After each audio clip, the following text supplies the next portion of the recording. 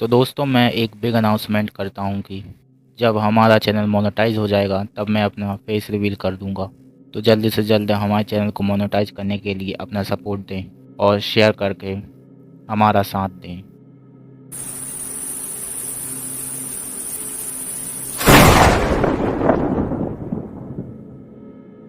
तो कैसे हैं सभी लोग। आशा करता हूँ आपने इस वीडियो का फर्स्ट पार्ट देख लिया होगा, और नहीं देखा तो क्या कर रहे हो, जल्दी देखो। और हाँ, हमारे चैनल को सब्सक्राइब ज़रूर कर देना, क्योंकि मेरा चैनल ढूंढने से भी नहीं मिलता। यकीन ना हो तो सर्च करके देख लेना। तो चलिए बढ़ते हैं कहानी की तरफ। सचिन ने एक बार मिरर में देखा तो कुछ भी नहीं था, और दूसरी बार जब उसने देखा तो वही वृद्ध व्यक्ति पीछे बैठा हुआ सचिन को ही देख रहा था। सचिन के सिर से पसीने की धार लग रही थी। वो पूरा पसीने से तरबतर हो रहा था। वृद्ध व्यक्ति ने कहा, रुको।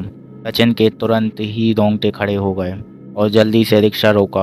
वृद्ध व्यक्ति ने कहा कि मेरी मंजिल आ गई है, मैं चलता हूँ, और सचिन को 10 रुपये देने लगा। सचिन ने कहा कि मैं वृद्ध लोगों की हेल्प ऐसे ही कर देता हूँ, मुझे आपसे पैसे नहीं लेने हैं। उस वृद्ध व्यक्ति ने कहा, चलो ठीक है, कोई तो मिला जो मेरी अच्छी तरीके से मदद कर सकता है, इसके लिए आपका बहुत बहुत धन्यवाद। और वो वृद्ध व्यक्ति वहाँ से चला गया। सचिन वहीं पर खड़ा होकर देखने लगा। वो वृद्ध व्यक्ति जाते जाते गायब हो गया। सचिन ने तुरंत ही अपना ऑटो स्टार्ट किया और वहां से भाग लिया। वो पसीने से तरबतर और सामने के मिरर पर देखे जा रहा है कि कोई बैठा तो नहीं है। कुछ ही टाइम बाद सचिन का घर आ गया। उसने तुरंत ही अपना ऑटो पार्क किया, हाथ मुंह धोए, भगवान की पूजा की और घर वालों से सारी बातें बताई। घर वालों ने कहा कि आज तो हो गया, लेकिन अब से तू रात कभी भी नहीं करेगा। सचिन ने कहा, ठीक है, लेकिन मुझे खाना दे दो अब। सचिन ने खाना वाना खाया और लेट गया। लेटे लेटे उसकी आंखों में वही चीज़ें झूल रही थीं जो उसके साथ ऑटो में हुआ। वही वृद्ध व्यक्ति उसकी आंखों में झूल रहा था। कुछ देर बाद सचिन को नींद आ गई, और ठीक रात के 12 बजे सचिन की आंखों पर कुछ चिपचिपा सा गिरा, जिससे उसकी नींद खुल गई। उसने अपनी आंखें खोलकर देखी तो वही वृद्ध व्यक्ति सचिन को सामने से देख रहा है और हंस रहा है। सचिन के मुंह से आवाज़ नहीं निकल रही थी कि वो अपने घर वालों को चिल्लाए। उसके गले पे मानो कोई बैठ गया हो। एकदम से उसकी आवाज़ निकली और वो बहुत जोर से चिल्लाया और एकदम से उठ गया। कुछ देर बाद उसे होश आया और वो सपने में था। वो उठा और अपने चारों तरफ देखा तो कुछ भी नहीं था। उसने एक गिलास पानी पिया और फिर सो गया। उसकी यही बात सोच सोच कर नींद नहीं लग रही थी कि वो छलावा था कौन, इसकी पूरी कहानी क्या है। सुबह हुई, सचिन उठा और अपने रोजमर्रे जीवन में फिर से व्यस्त हो गया। फिर से ऑटो स्टैंड पर गया और अपना रिक्शा खड़ा कर दिया। फिर से सवारियों का इंतजार करने लगा। शाम का समय हुआ और सचिन को आते आते 7 बज गए। सचिन अपने घर से दूर रास्ते पर ही था। सचिन गाना गुनगुनाते गुनगुनाते जा रहा था। सचिन ने मन में सोचा कि कल जो मेरे साथ हुआ था शायद मेरे साथ नहीं होगा, और उसने फिर से मिरर की तरफ देखा तो वही वृद्ध व्यक्ति पीछे बैठा हुआ सचिन को बड़ी गौर से देख रहा था। सचिन ने तुरंत ही अपना रिक्शा रोका और पीछे की तरफ देखा तो वृद्ध व्यक्ति हंसते हुए बोला, क्या हुआ, चलोगे नहीं?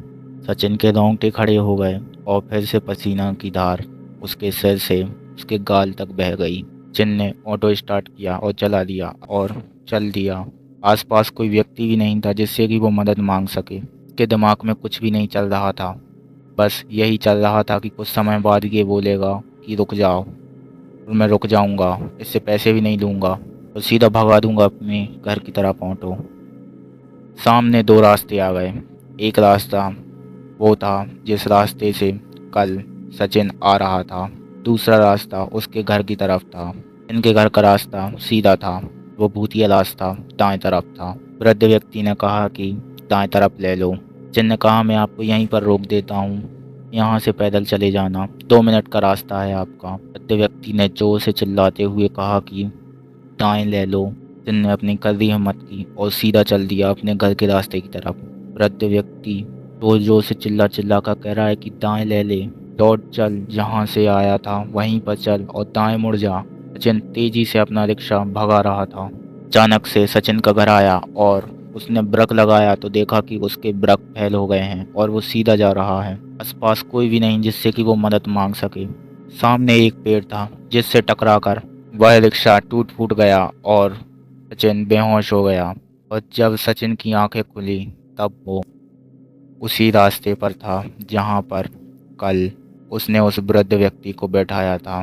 सचिन घबराया हुआ और उसके दिमाग में कुछ भी नहीं चल रहा था। उसे बस एक चीज़ थी कि कैसे भी करके यहाँ से निकलना है। सचिन ने अपना घर का रास्ता पकड़ लिया और भगा दिया अच्छी तेज़ी से। सचिन सामने के मिरर पर बिल्कुल भी नहीं देख रहा था क्योंकि वो जान गया था कि अगर मैं सामने के मिरर पर देखूंगा तो वो वृद्ध व्यक्ति मुझे फिर से दिखाई देगा और वो फिर से रोकने की कहेगा। सचिन रिक्शा तेजी से भगाए जा रहा है, पीछे से अचानक आवाज आई, रुको, आ गई मेरी मंजिल। सचिन के तुरंत ही रोंगटे खड़े हो गए। सचिन ने तरकीब बना ली कि अब मुझे क्या करना है। सचिन ने तुरंत ही अपना रिक्शा रोका। वृद्ध व्यक्ति उतरा और सचिन ने तुरंत ही अपना रिक्शा चालू किया और भगा दी फ्लैश की स्पीड से। मिरर को नहीं देख रहा है, सामने भी अच्छे तरीके से नहीं देख रहा है और भगाते जा रहा है बिल्कुल तेजी से। सचिन के घर का रास्ता नज़दीक आने को था। फिर से एक आवाज़ आई, आ गई मेरी मंजिल, मुझे उतार दो। सचिन फिर भी भगाते जा रहा है रिक्शे को। वृद्ध व्यक्ति जोर जोर से चिल्ला रहा था कि आ गई मेरी मंजिल, मुझे यहीं पर उतार दे। सचिन ने रिक्शा रोका और इस बार वृद्ध व्यक्ति के उतरने से पहले खुद उतरकर भागने लगा और जोर जोर से चिल्लाने लगा, बचाओ बचाओ। पीछे से बहुत सारी आवाज़ें आ रही थीं, सचिन नाम की। एक कान में कहता तो कोई दूसरे कान में। सचिन के कानों में ठंडी ठंडी हवाएं आने लगी। एक अजीब सी सड़ी हुई स्मेल उसकी नाक में आने लगी और वो रोता हुआ आगे की तरफ भाग रहा है। सचिन का घर सामने ही था। सचिन बहुत तेजी से भागने लगा। अचानक से उसके पैर को किसी ने पकड़ लिया और खींच लिया अपनी तरफ। सचिन तुरंत ही गिर गया और वहीं पर बेहोश हो गया। अगले दिन जब उसकी आंख खुली तो उसने देखा कि वो उसी आंटों पर, उसी पोजीशन पर, उसी जगह पर, वहाँ पर उसका एक्सीडेंट हुआ था, वहीं पर था।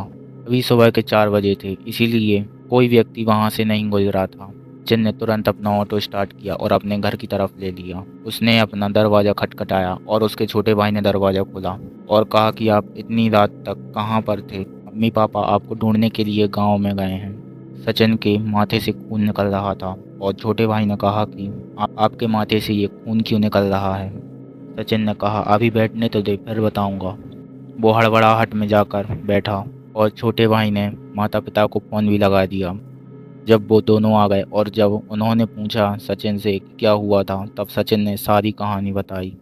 सचिन के पिता ने कहा कि कल किसी अच्छे से बाबा को दिखा देंगे, शायद इससे कुछ गलती हुई है, इसके कारण वो भूत इसके पीछे लगा हुआ है। सचिन के छोटे भाई ने कहा कि वो भूत दिखने में कैसा था? सचिन ने कहा कि क्यों, तुझे क्यों जानना है? सचिन के छोटे भाई ने कहा कि अगर वो मेरे सामने आ गया तो मैं तुरंत ही भाग सकूं, इसलिए मैं आपसे पूछ रहा हूं ताकि मैं भी इस केस में ना फंस सकूं। सचिन ने कहा अबे साले, यहाँ पर मेरी जान निकली हुई है और तू ये सब कह रहा है? रात को सचिन के साथ उसका छोटा भाई भी सोया और अगला दिन हुआ तो सचिन के छोटे भाई ने अपने बगल में देखा कि सचिन है ही नहीं। सचिन के छोटे भाई ने सभी जगह उसको ढूंढ लिया। इसके बाद में उसने अपने माँ बाप को बताया तो वे सभी लोग ढूंढने में लग गए। सुबह के 7 बजे थे।